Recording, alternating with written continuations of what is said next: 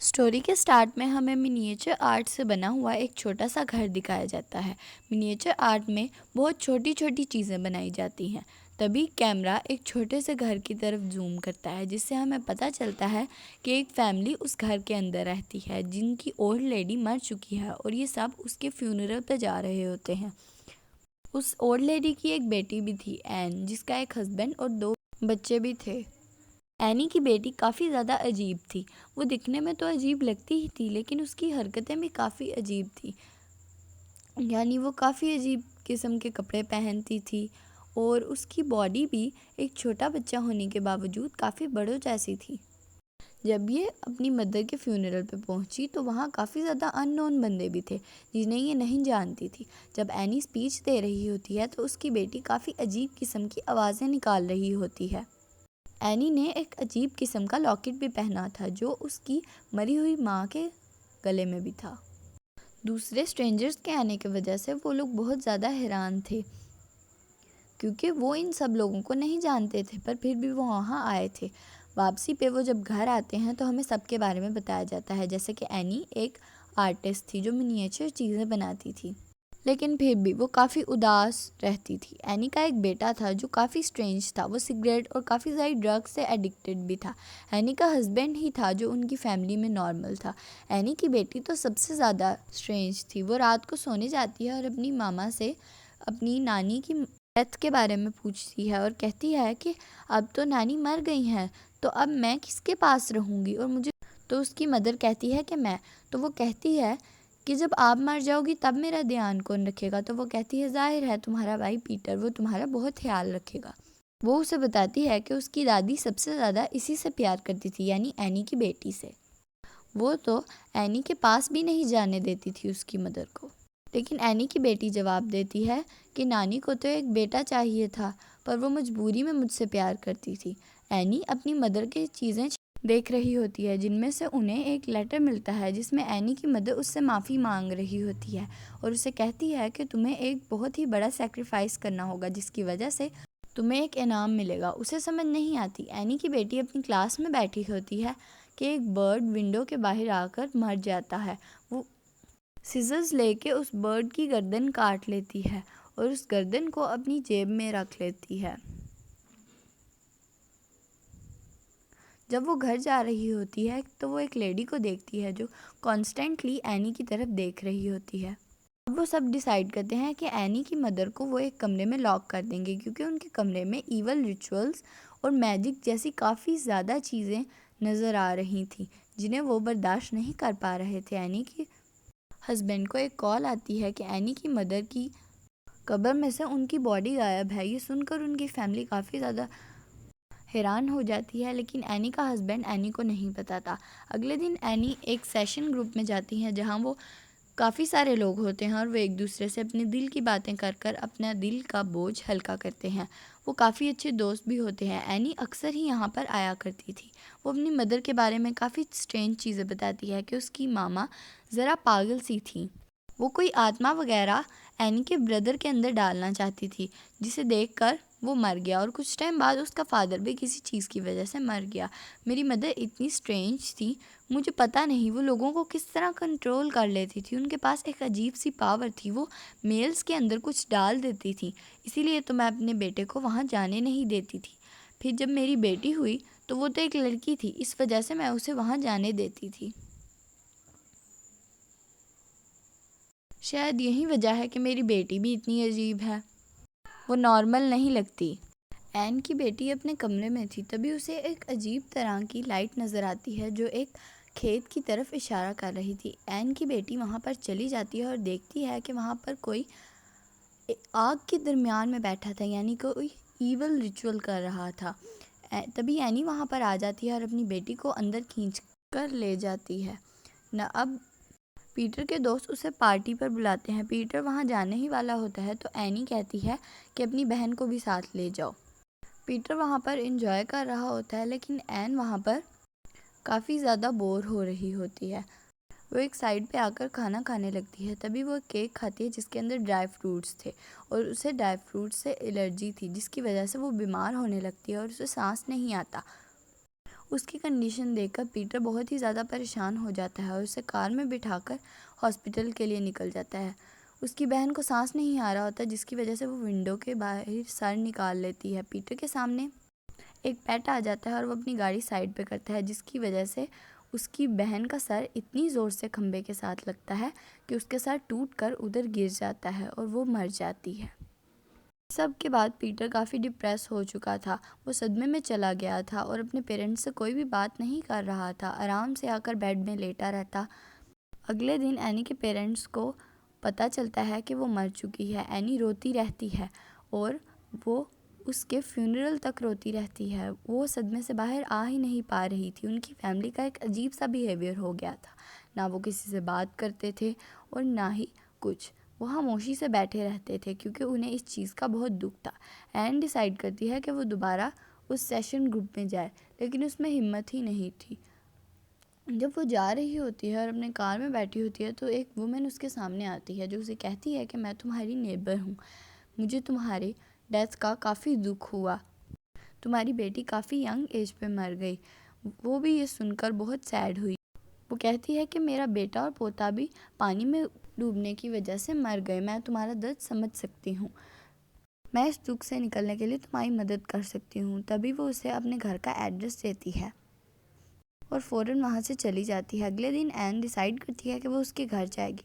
वो वहाँ पर एक कारपेट देखती है। उसे ये थोड़ा स्ट्रेंज लगता है और लगता है कि उसने ये पहले भी कहीं देखा है, लेकिन उसके पास इतना टाइम ही नहीं होता कि उसकी तरफ देखे, क्योंकि वो लेडी दरवाज़ा खोल देती है और वो अंदर चली जाती है।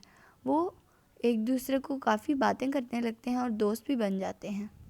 एन बताती है कि मुझे सोते हुए चलने की आदत है, जिसकी वजह से एक दफ़ा मैंने नींद में ही अपने बच्चों के ऊपर पेट्रोल डाल दिया और मैं उन्हें जलाने ही वाली थी कि मेरे बच्चे उठ गए और मैं भी अपनी सेंसेस में आ गई, जिसकी वजह से मैं रुक गई। इसी वजह से मेरा अपने बेटे के साथ ज़रा भी अच्छा रिलेशन नहीं है। उसे लगता है कि मैं उसकी एनिमी हूँ और मैं उसे ही मारना चाहती हूँ। एनी अपनी बेटी का मिनिएचर आर्ट बना रही होती है, यानी कि उसकी मौत का, जहाँ उसकी डेड बॉडी साइड पे गिरी होती है। ये देखकर उसका हस्बैंड काफ़ी ज़्यादा अपसेट हो जाता है। रात को पूरी फैमिली बैठकर खाना खा रहे होते हैं। पीटर एनी से लड़ने लगता है और कहता है कि ये सब तुम्हारी गलती है, लेकिन एन उसे मानती नहीं और कहती है कि ये सब तुम्हारी गलती है। इसी तरह वो एक दूसरे पर ब्लेम करने रहते हैं और लड़ते रहते हैं। अगले दिन एन शॉपिंग के लिए एक स्टोर में जाती है, जहाँ उसे वही लेडी दोबारा से मिलती है। वो उसे बताती है कि मैंने एक तरीका ढूंढा है, ब्लैक मैजिक के ज़रिए मैं अपने मरे हुए लोगों से कांटेक्ट कर सकती हूँ। तुम अगर चाहती हो तो मैं तुम्हारी मदद कर सकती हूँ। तुम प्लीज़ प्लीज़ मेरे घर आना। उसके काफ़ी कहने के बाद वो उसके घर चली जाती है। वो उसे दिखाती है कि वो अपने ग्रैंडसन से बात कर रही होती है। एनी को ये प्रोसेस ज़रा भी अच्छा नहीं लगता और वो काफ़ी डिस्टर्ब हो रही होती है, लेकिन ये लेडी काफ़ी ज़्यादा चालाक थी। एनी को कहती है कि तुम भी अपनी बेटी से इस तरह बात करो और उसे यहाँ पर बुलाओ। उसकी कोई चीज़ लेकर उस पर कोई मंत्र पढ़ने हैं, जिसकी वजह से वो तुमसे बात कर सकेगी। एनी स्लीप वॉक कर रही होती है कि वो पीटर के रूम में जाती है, जहाँ वो देखती है कि पीटर के मुंह पर काफ़ी ज़्यादा चींटियाँ होती हैं, जो उसकी आँखों, मुंह और नाक के अंदर घुस रही होती हैं। अब हमें पता चलता है कि एनी ये सब सपना देख रही थी और वो असल में स्लीप वॉक नहीं कर रही थी, वो सिर्फ ख्वाब में स्लीप वॉक कर रही थी। एनी का बेटा उसे कहता है कि तुम मेरे पीछे क्यों पड़ी रहती हो, तुम्हें क्या मसला है। एनी कहती है मैं तो तुम्हें चाहती भी नहीं थी। तुम जब पैदा होने वाले थे तो मैं तुम्हें तभी मार देने वाली थी, लेकिन मेरी माँ ने कहा कि तुम्हें रख लें क्योंकि तुम एक बेटा थे और उसे एक लड़का चाहिए था। तभी अगले ही पल एन उठ जाती है और उसे पता चलता है कि उसकी ये सब कुछ एक सपना था।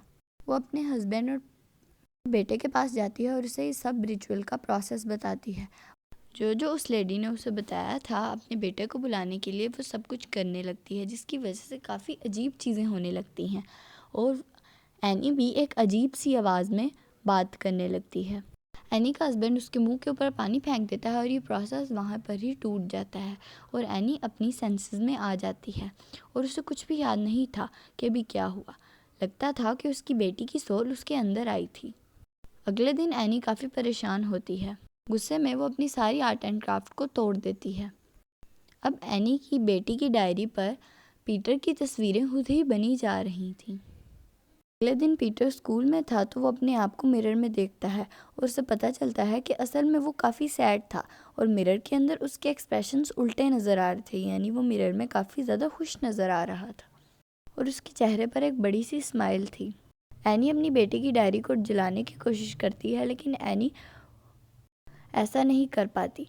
पहले तो उसे आग लग ही नहीं रही होती, लेकिन आग लगती है तो वो एनी पर भी लगने लगती है, जिसकी वजह से वो आग को बंद कर देती है। वो काफ़ी ज़्यादा कंफ्यूज हो जाती है, उसके दिमाग में काफ़ी ज़्यादा क्वेश्चंस होते हैं। वो जब अपनी नेबर के पास ये सब कुछ पूछने जाती है तो देखती है कि वहाँ पर कोई नहीं होता और वहाँ पर पीटर की एक पिक्चर और ब्लैक मैजिक का सामान पड़ा होता है। उसे कारपेट को देखकर याद आ जाता है कि उसकी मदर के पास भी इस तरह का कारपेट था।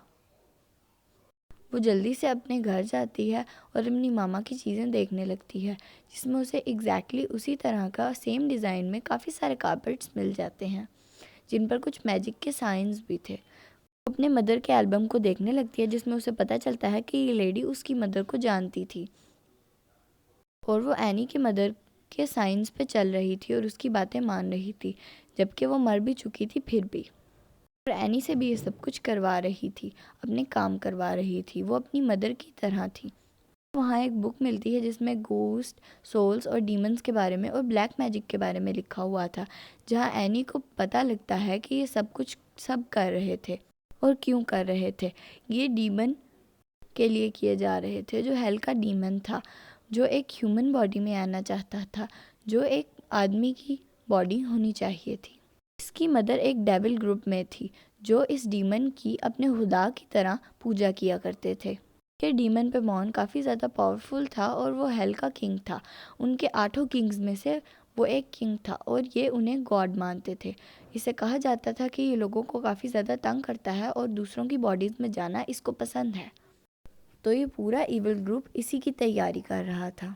प्रोसेस के लिए मेल चाहिए था, लेकिन एनी की मदर के पास कोई भी मेल नहीं था, तो वो एनी की बेटी पर ही ये कर देती है, जिसकी वजह से एनी की बेटी काफ़ी ज़्यादा स्ट्रेंज थी और वो उसे कहती है कि उसकी नानी को तो एक लड़का चाहिए था। असल में तो उसका टारगेट पीटर था। मरने से पहले ही उसने एक प्लान बना लिया था, जिसमें उसकी फ्रेंड वो लेडी उसके साथ शामिल थी। एनी अपने घर के एटीक में जाती है, यानी घर के ऊपर जो ऊपर वाला कमरा होता है। वहाँ वो अपनी मदर की डेड बॉडी देखती है और देखती है कि उसका हेड नहीं होता और उस पर काफ़ी ज़्यादा मक्खियाँ भी होती हैं। तब उसे पता चलता है कि उसकी मदर की बॉडी ग्रेव के अंदर नहीं है और ये सब भी उसी ईवल ग्रुप का हिस्सा थी और उन्होंने ही इसका सर उतारा था और इसे इस एटिक के अंदर रख दिया था अपने रिचुअल के मुताबिक। वहाँ पर काफ़ी ज़्यादा खून भी था और ऊन से उस डीमन का निशान भी बना हुआ था। पीटर अपनी क्लास में बैठा होता है कि उसकी बॉडी स्टक हो जाती है और उसमें वो अपने सर को काफ़ी ज़ोर से टेबल के साथ मारने लगता है, जिसकी वजह से उसकी नोज़ में से खून भी निकलने लगता है। वो काफ़ी ज़्यादा पागलों जैसी हरकतें करने लगता है और फिर काफ़ी ज़्यादा डरने लगता है। उसकी कंडीशन देखकर क्लास के दूसरे बच्चे भी परेशान हो जाते हैं। तभी उसका पापा वहाँ पर आ जाता है। अपनी बेटे की नोज़ इंजर्ड देखकर एनी को बहुत ज़्यादा बुरा लगता है। वो उसको बताता है कि ये उसकी मदर से रिलेटेड है, लेकिन एनी का हस्बैंड इन चीज़ों को नहीं मानता होता और उसे पागल कहता है। कुछ सोचे समझे बगैर अपनी बेटी की डायरी आग में फेंक देती है, जिसकी वजह से इस बार एनी को तो नहीं लेकिन उसके हस्बैंड को आग लग जाती है, जिसकी वजह से आग इतनी ज़्यादा थी कि वो मर जाता है। अब पीटर भी अपने होश में आ गया था। अपने डैड को मरा हुआ देखकर वो काफ़ी ज़्यादा परेशान हो जाता है। तभी एन को भी कुछ हो जाता है और वो पागलों की तरह पीटर को मारने के लिए उसके पीछे भागती है। अब जो डीमन था वो एनी के अंदर आ चुका था और वो उसे कंट्रोल भी कर रहा था। पीटर बहुत ही ज़्यादा डर जाता है और एटीक के अंदर जाकर छुप जाता है। वहाँ पर वो देखता है कि वहाँ पर काफ़ी ज़्यादा लोग होते हैं जिन्होंने कपड़े नहीं पहने हुए थे। वो पीटर की तरफ काफ़ी गुस्से से देख रहे थे। पीटर काफ़ी डर जाता है और ग्लास के अंदर से छलांग मार लेता है। वही लाइट जो एनी की बेटी को नज़र आती थी, वो लाइट एनी के बेटे के अंदर यानी पीटर के अंदर घुस जाती है और अब डीमन उसकी बॉडी के अंदर घुस चुका था। वो सब इसको अपना खुदा या कह सकते हैं डीमन ही मान लेते हैं, जिसके बाद ये मूवी एंड हो जाती है। लाइक से सब्सक्राइब, बाय बाय।